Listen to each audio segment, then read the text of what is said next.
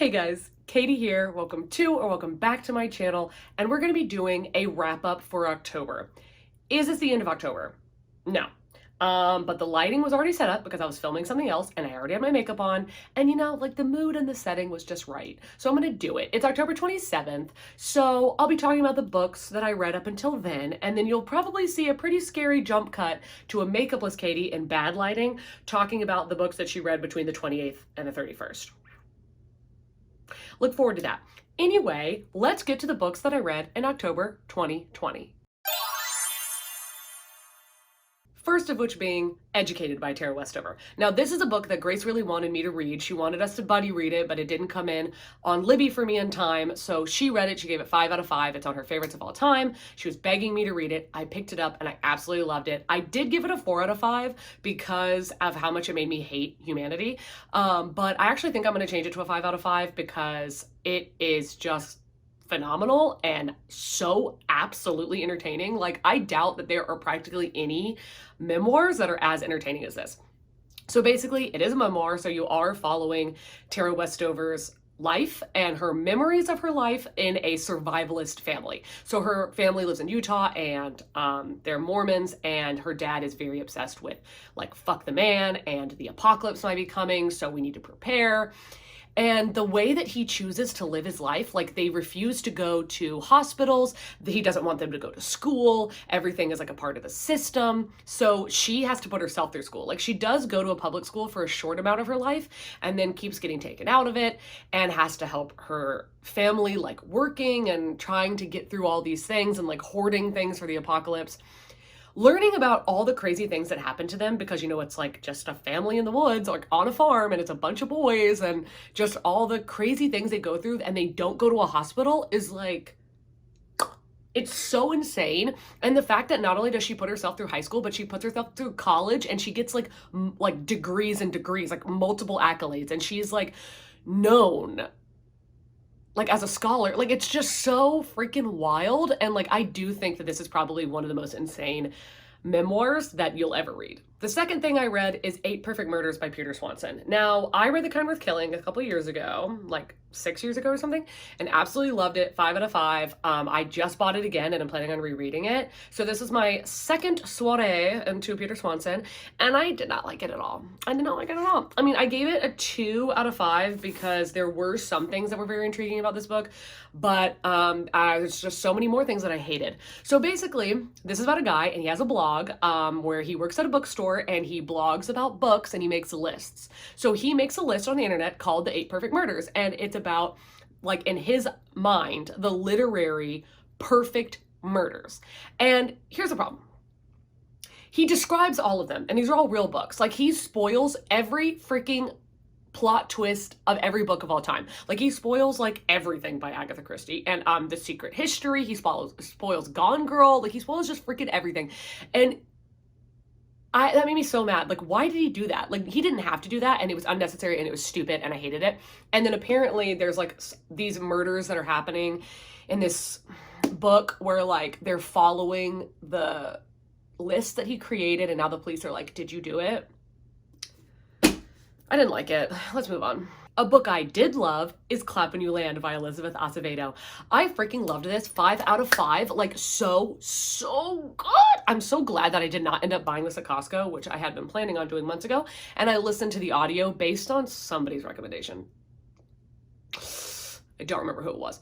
But anyway, it's a novel in verse, and the narrator, like Elizabeth Acevedo, she's the one who narrates the audio. I'm so glad I listened to it. Apparently she narrates all of her books, and I am so happy and excited to read them because she reads it like a slam poet, and her voice is just like deep and grovelly and powerful and so good. Anyway, what this book is about, it's about 2 sisters. Now, they don't know they're sisters, and they have the same dad, but he's living like 2 lives and not telling them. One sister has no idea, and the other sister pretends like she doesn't know because she doesn't know if her mom knows, so she keeps it a secret. And then the dad is like in the Dominican, or he's flying back to the Dominican Republic, and his plane crashes and he dies. And this is a real plane crash that happened like shortly after 9/11. That like the media just didn't cover as much as they should have. But anyway, it's like the sisters meeting each other, and it's a lot about like female and familial unity and what it means to be family when you like what it means to be blood, and if blood means family, and just it's so good. I just like I loved it, and like with how short the audio is and how like few words are in the book, how much she conveyed and how strong the feelings were. Like there were several times where I was like kind of getting choked up just out of the beauty of the book and the just the power behind her words. So I highly recommend it. This is a phenomenal audiobook. You're gonna think I'm gonna say the same thing about the next book, but no. The next book is Felix Ever After. I did not like it. I did not like it. I thought it was so boring. It was so boring. I actually DNF'd this. I think I got like 50 to 60% of the way through and did not care at all. Did not care about anything that was happening. I might have even got farther than that. I might have got 70%, and it was just like dragging on and on and on. And so many people love this book. So many people love it. Honestly, I'm here to tell you, like, please, can you just like DM me on Instagram and tell me what happens in the end, because I'm not going to read this book. I did not like it, did not prefer it, and it wasn't anything to do with, I mean, like, the diversity is great, all that's great. It was so boring, did not care. Okay, so what I know about it is a character, Felix, and he is transgender, and it's about him in high school and his friends. All of that was so freaking boring. And then there's somebody at the school who posts a bunch of picture of before he transitioned and the name before he transitioned. And he's trying to figure out like who did this and why they did it. That all is so totally great, but didn't like the book. Let's move on. The next book is King of Crows by Libba Bray. I clearly wasn't having a great reading month. Like, I was not crushing it because I fucking hated this book. I fucking hated it. How dare Libba Bray do this to me? You guys already know. You all know. You all know. You all have all been here and you've all seen it. I'm obsessed with The Diviners. Obsessed. The Diviners and Before the Devil Breaks You are two of my favorite books of all time, of all history, of the universe. They're like the best books ever. This book was such a sorry disappointment. I want to yeet this book into the freaking atmosphere. I freaking hated it. This did not need to happen. This did not need to happen. This was a huge letdown. You don't need, I'm not going to tell you what The Diviners is about. I have like a bajillion videos talking about it. All of BookTube loves it for a freaking reason. It's so good. Please do not let this book stop you from reading that series. Just like listen to the audio of this or something and just cry because it was bad. But the first 3 books are like a million stars. They're so good. I don't know why. It literally felt like a different person wrote this book. Like, it did not feel like Libba Bray wrote this. Like, it was not funny. The characters were just shells of themselves. It was so bad. But Before the Devil Breaks You, which is the 3rd book, is so absolutely phenomenal that, like, it is worth the ride of the series. Like, I'm telling you, please do not think that King of Crows means you shouldn't read the series, because it's so good. But this book freaking sucked. Are you ready for another letdown? I Let You Go by Claire McIntosh. I might have given this a 3 out of 5, but it's a 2. I hope I gave you a 2 on Goodreads, because you are a 2. I picked this up out of the recommendation of Books and Lala. No hate to her. She's amazing. Like, literally A+. But I did not care for this. She said that this was like one of her top 3 favorite plot twists of all time. I found this book to just be very stale, very stagnant. It did not grip me. I just did not care. It felt very procedural. Like, it literally felt like I was watching an episode of like NCIS or something, and this is coming from somebody who used to love NCIS, but like, you know, it's stale. Like, you know, it's not like, it's not gripping. But anyway, this is about, let's see what I can say, because there are a lot of plot twists, so let's make sure we're not spoiling anything. This is about, in the beginning of the book, there is a mom walking her 5-year-old son home from school. He gets out of her hand and he gets run over by a car. And then you're following a woman who is like so distraught over this. She moves towns to get away from everything. She doesn't want anybody to know who she is. She's like running away from everything. And then you're also following the cop who's reopening the case years later and trying to find out what happened to this boy and who ran him over. There are a bunch of plot twists. The plot twists were good. The book, however, was just okay. And for a better review, Catherine House by... Oh my god, I did a whole reading vlog about this. Oh my God, I'm so sorry. I'm just gonna have her name. The name is gonna be on the book. I am so sorry. Anyway, I did a whole reading vlog. I'll have it linked up above. I'll have it linked down below, the whole bit, the whole kit and caboodle. If you want to hear a bunch of my thoughts about it, you can go watch that. But I gave this 5 out of 5. I gave it 4.5 out of 5, but this book shocked me at every turn. I was like bored and like just wanted it to be over, but then I like also couldn't stop reading it. It's like I was gripped, but I didn't want to be. And then in the end, I was so in love with it. And I was like, thank God I kept reading this book. Like, it's so weird, but it takes a while to get to like that it's weird. And it's not just like weird. It's like, oh, this is some weird shit. Like, absolutely loved it. So this is about a girl, Ines, and she gets accepted to Catherine House, which is a 3-year like boarding school college where basically once you enter Catherine House, you belong to it. Like you are Catherine House and Catherine House is you. You have no contact with the outside world. You can't call anybody. You can't watch any TV. You cannot hear any public news, anything. And you, after you graduate from Catherine House, you can basically become whatever you want. There's like presidents that have graduated from there and like scientists, Nobel Peace Prize winners, like the whole bit. So you're following this girl Inez, and she doesn't know why she was accepted because she's not incredibly brilliant, and she doesn't really want to do any of the work, but all the people there keep telling her she's special, she's different, and you kind of get the idea that they're telling everybody that, kind of. And it's very weird. They talk a lot about plasm. There's a lot of experimentation.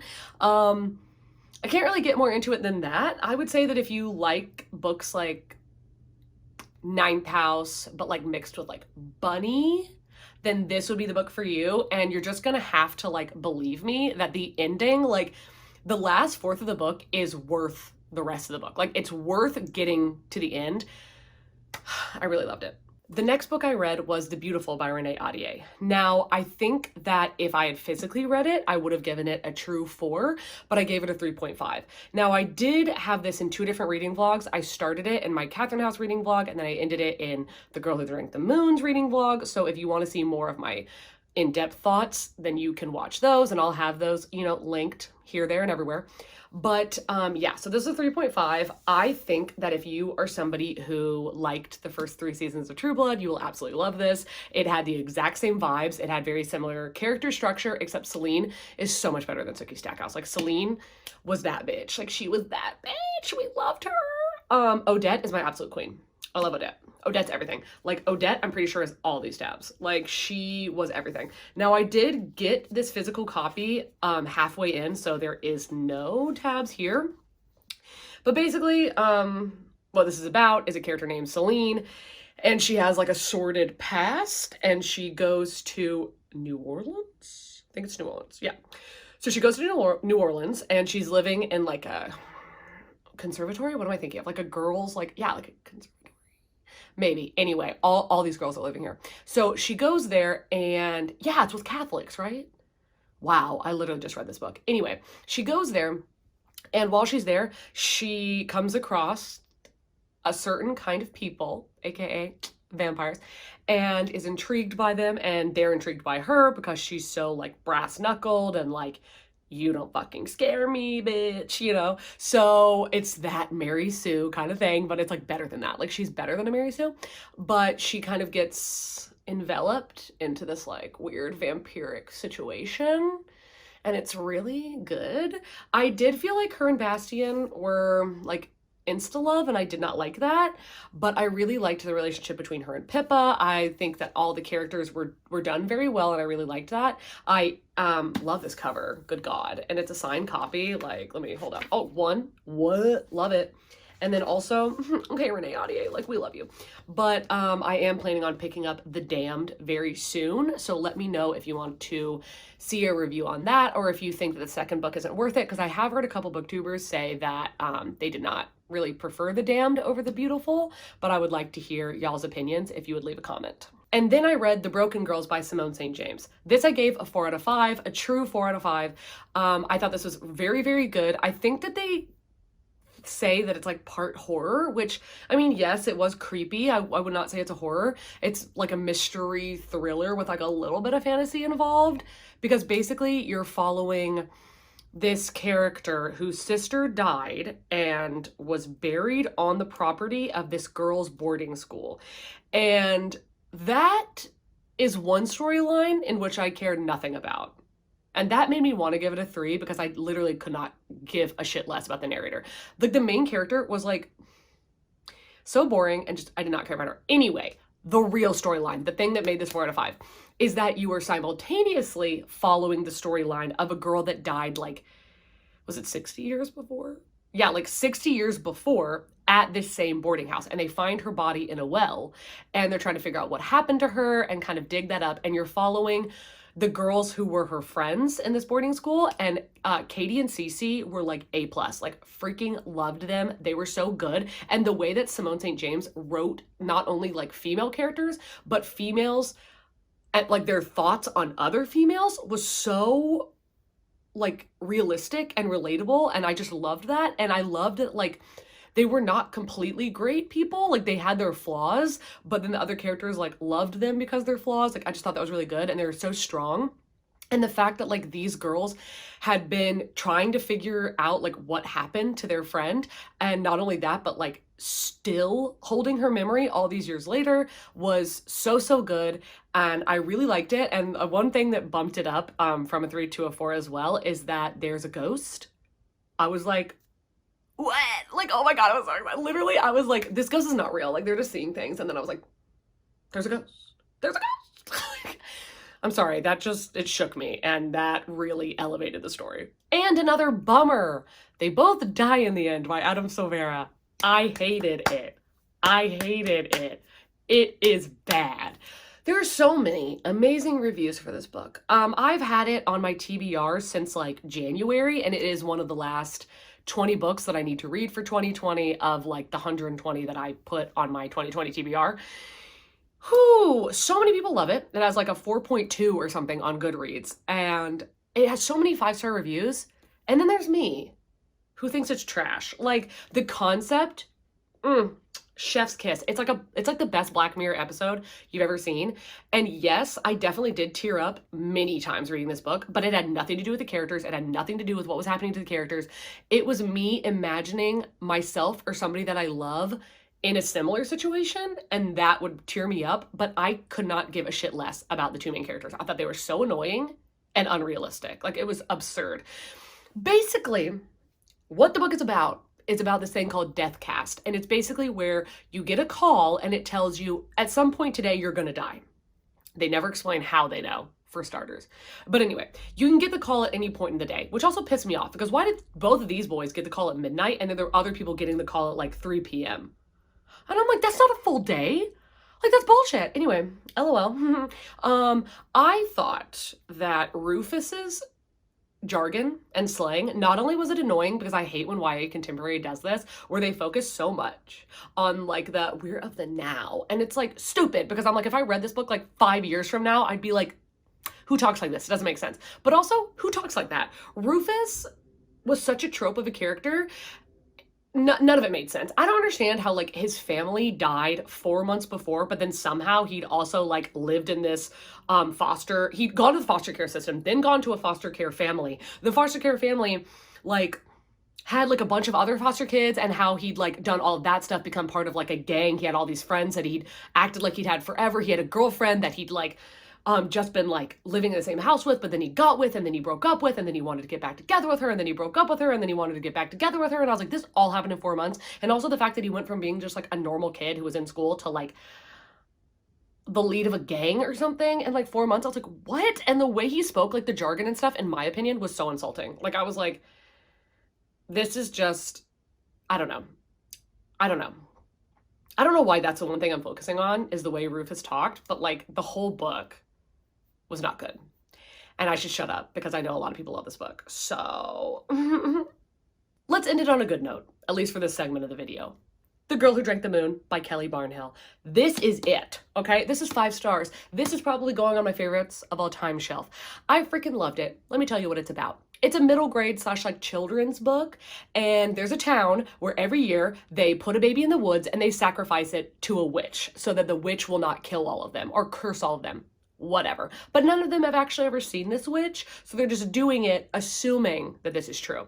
What's really happening is that every year a witch in the woods is like, another baby?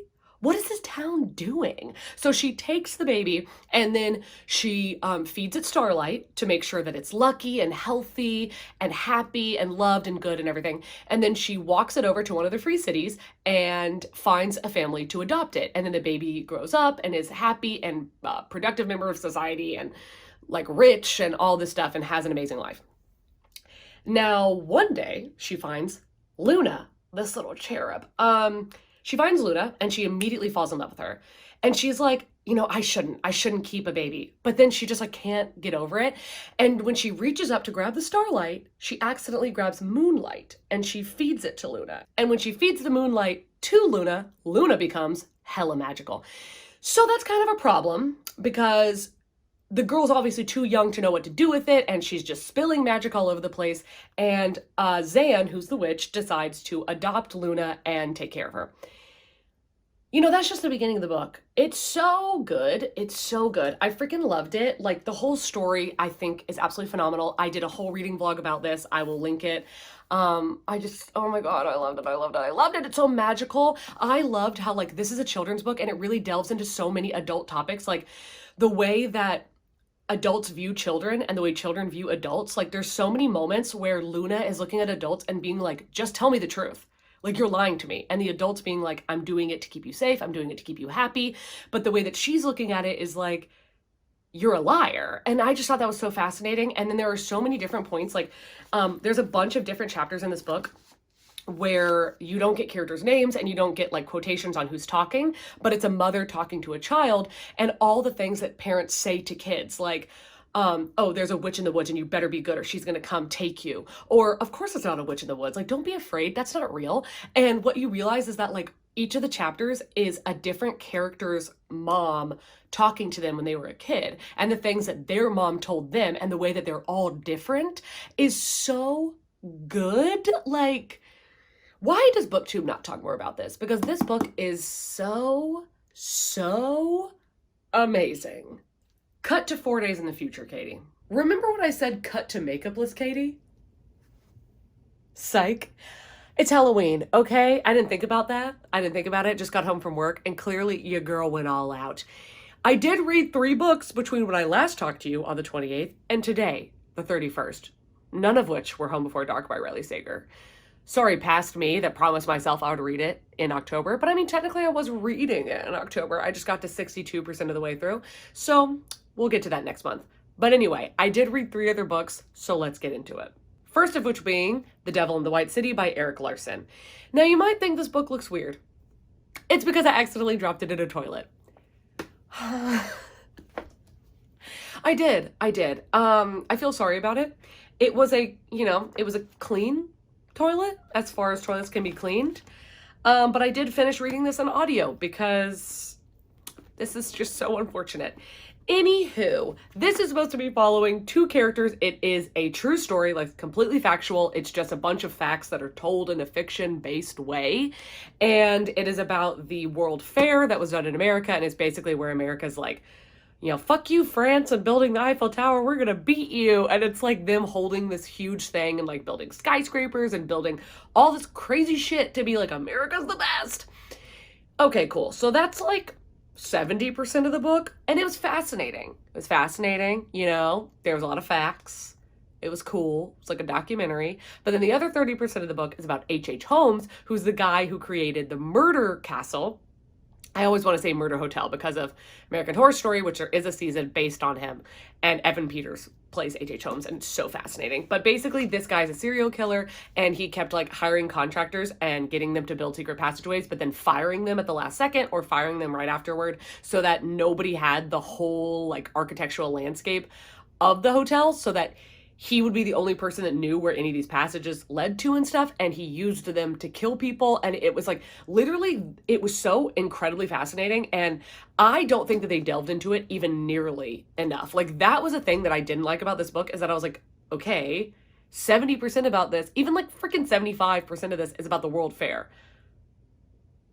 I don't care. Like, I mean, it was interesting, but I wanted to hear about this freaking murder castle. Like, look at me. I want to hear about the murder castle. Like, there was a couple things in this book that freaking shook me. Like, I was like telling everybody about it. But I talked to other people that I know that have read this and they felt the same way. They were like, why did we talk about so much about this world fair? Like, yeah, we get it, but clearly what we wanted to hear about was the murder castle. So I gave this a 3 out of 5. I was going to give it a 2, but Eric Larson, like, when you're reading this, you really respect him so much because he put in so much work into writing this book, and it's all fact-based. And literally this, like, much of the book is just the sources and notes. So I respect it, but yeah, 3 out of 5. The next book I read entirely on audio, and that is The Night Swim by Megan Golden. I want to say real quick that this is one of my prettiest books of 2020. I am absolutely obsessed with this cover. I think it's absolutely stunning. Unfortunately, I am going to be parting with this because I did not love it. I enjoyed it. I gave it a 3.5 out of 5. I thought that it was very enjoyable. It was fun. It was fast. But it was not remarkable and it was not memorable. Now, there is a podcast element to this book, so I would highly recommend reading or listening to the audio, which a lot of other people recommended to me. Thankfully, I'm very thankful that you guys did that because it was much more enjoyable listening to it. But this is following basically like a woman who has a podcast, and she's very famous, but her face is not famous. It's only her voice. So she can kind of go around and nobody will recognize her. So her podcast is like Guilty or Not Guilty. So she's doing like rape charges or murder charges and trying to find out if these people actually committed it or whatever. So she is following a case of a rape victim, but then there's also somebody who keeps leaving her notes being like, you need to look into my sister's case. She was murdered. I think this person did it. Like, they weren't charged or whatever, blah, blah, blah. And she doesn't understand how this person has found her, how they know who she is, and all this stuff. That's all very fascinating, but the book, it felt very like SVU, and I really love the podcast element to it. I liked it, but I didn't love it, and I didn't even like super like it. I just thought that it was fun. It just wasn't remarkable. That's really all I have to say. And the last and final book that I read in October is Mexican Gothic by Silvia Moreno Garcia, I think. I'm sorry.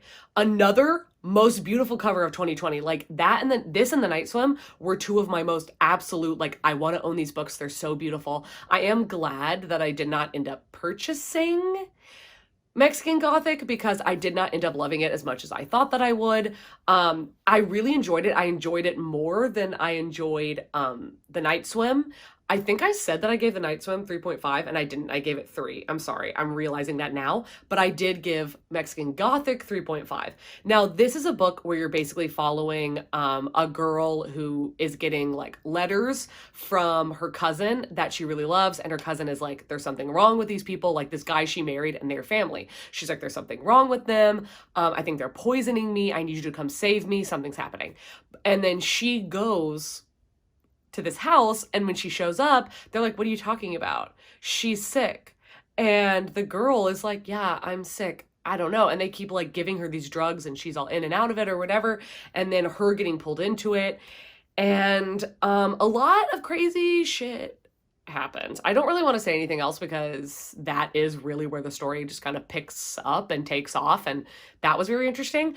I did give this a 3.5 because where I did find that the last third of this book was so incredibly interesting, and like even like the last half, but really the last third, the first half of the book, like the first 200 pages is just exposition. It's just dense. It wasn't even dense. It just was long and it didn't really matter. Like, it could have been done in 50 pages. Like, it was just so long talking about her going there, getting there, that like the guys are kind of creepy. I was like, and like, let's move on. I just didn't think that it was so necessary. And like her and this girl's relationship, it just didn't matter. But then when you actually got to these, like the house being like an entity and like the magical like mushroom aspect and like the weird fungus in the house, that was so fascinating. And this is labeled as a horror. I mean, in the last third of the book, there's some horror elements, but you have to wait so long that I wouldn't even classify this as a horror. Like, you have to wait so long to get to the horror that, like, is it even a horror? I don't know. Anyway, I gave it a 3.5. It was enjoyable, but I would not put it on my shelf. So I'm glad I didn't buy it. Okay, so that's it for all the books that I read in October of 2020. I hope you enjoyed this video. I will have all of my Instagram and Goodreads linked down below. I would love it if you would follow me on any of those. I would love it even more if you follow this channel, subscribe, like, comment, the whole kit and caboodle, and I will see you next month with another wrap up. Have an amazing night, and I'll see you in my next video. Bye.